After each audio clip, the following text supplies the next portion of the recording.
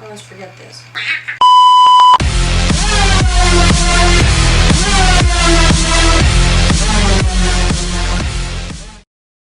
Hello, my lovely vixens. It's Foxy. No. Lakota, Seneca, quiet!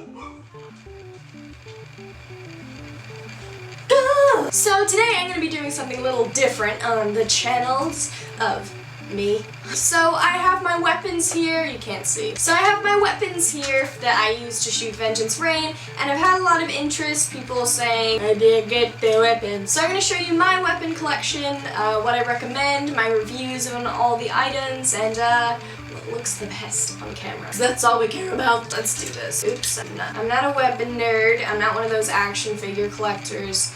So I'm not going to be able to tell you this is good for the G.I. Joe. This is good for plastic horse. Good for horse, good for G.I. Joe. All of my items are 1/6 scale and they're either swords or knives, and I'll get into that when I show you my stuff. I bought them all off eBay. I'll give you the names of the sellers that I usually buy from. There's a lot of really reliable ones that I find come really fast and super cool. This is one of my favorites that we're going to start off with, and it's the Hayden Christensen knife and sheath. It has the two parts. It has the knife in the sheath. So this one is made of real metal, which is what I love so much about it. It's super, super small. I really like the real metal ones because when they're on the camera, you can tilt them and they'll shine. It comes really easily in and out of the sheath, but sometimes too easily it'll fall out. This one's $4 plus another $3 shipping, which is like $6 for this tiny little knife. But the fact that it's the metal kind, I would be willing to pay that for the metal, which I just love the metal. I got this knife specifically, I got this knife from wardashtoys on eBay, and they're a really good knife dealer.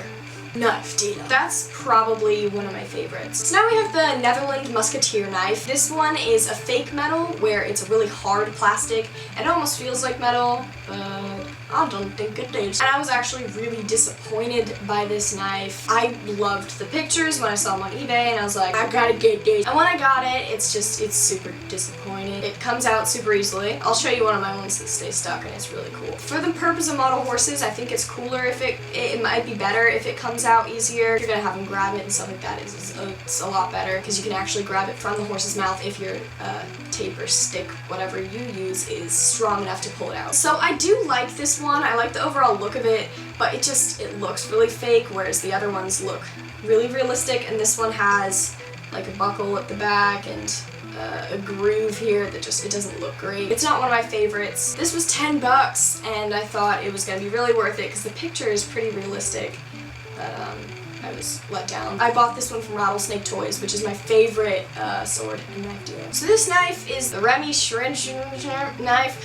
I love this knife. It's a really basic knife. It's not one of the medieval swords, but it looks really great. I like this one because it's, again, the harder plastic that almost feels like metal, so I really love that. It's super sharp, don't die. It's a lot bigger than the basic modern knives. It's a lot longer than the other knives, which I do like because it can be used for various sizes of foals and classics and the traditional adults and whatever they just released. I don't even know what that new scale is. So I also like this one because it was really cheap. It was $149 plus the shipping. Shipping is usually $3, but when you buy in bulk, they combine it. That one was again from Rattlesnaketoys, and I really love this one. I highly recommend this knife. It looks so cool. So this is a super basic and simple knife, and I love it so much. This is the Air Cavalry Pilot knife, and it's really awesome, honestly. I really recommend this knife. It's, again, the hard plastic. I'll show you an example of one that's not a hard plastic, and they're really crappy quality. I like the quality of this one, and I like how basic it is, so you can use it in a bunch of different circumstances. I use it in episode 10, so be excited for that. And it has really nice quality, and it looks super realistic with the wood textures and everything that they did really well compared to some of the other ones. And this one was another pretty cheap one. This was $2 plus the $3.32 shipping. I also bought this one from Rattlesnaketoys. So this is one that gets stuck. That one stays in there a lot better. It doesn't fall out of the sheath when you do. This is the Cyber Hobby Autoc Caris, and I love it. This one is not the metal plastic. As you can see, this one bends a lot more, and that's the only part about it that I honestly don't like. I have a lot of this model, but I have a different blade material that I really like. It has a clasp like it's supposed to attach to something, but honestly it doesn't attach to anything. It confuses me. It's really cool looking, so if you have some kind of Cool series. It's so cool looking. This one's $5 plus the $3 shipping, and I got it again from Rattlesnaketoys, a favorite. Oh my god. So this is the Urban Raml, and it's a gold box, so it's super cool. I like this one a lot, and the blade even has all these cool designs in it. The price is so great. This is one of the harder metals again. It's not completely metal, I don't think. I think it's just a fake plastic metal. I don't know. This one stays in the sheath really well, and it has a lot of design. No. Again, it has the, what do you, I love this one so much. Highly recommend it. So this one is $4 plus $3.32 shipping, and it's super cool, and it's really awesome. It's, oh my god. This one is from wardashtoys. So this is the Flash Gordon Buster Crab sword, and it is by Castaway Toys. I like it. It's not really realistic like a lot of the other swords are. It does stay in its sheath, which I like. It's not the real metal, it's a bendable plastic, and it doesn't even have a sharp tip. It's pretty like basic, which is kind of disappointing. You could always paint the handle to make it look a bit cooler, add some sanding, do some kind of design to it. It's a little plain. It's really great just to like have as a spare sword, because when you put it on camera it does look pretty good. Plus it is super cheap, and this is one of the long swords. It's pretty long, so that's one of the good things. This is not one of the knives. This one's $3 plus the shipping, and it comes with the sword and the sheath, which are both honestly not very realistic, but they're good to have around. It's from Toy Anxiety AZ. Toy Anxiety, yes! So this is one of the Dragon G.I. Joe swords. And this one is another one that the quality's just but it's a decent sword, another one that's okay to have around. I kind of just bought it as a spare, just to have there. It was $4, really expensive for what it is. Plus the shipping, I'm not very impressed with it. It's a sword. A sword is a sword. It's not full metal, and it doesn't have any realism to it, and it easily slips out of the thing. Like, it's pretty, like, the lowest of the low. This is what you can get. For its price, you could get something a lot better in quality.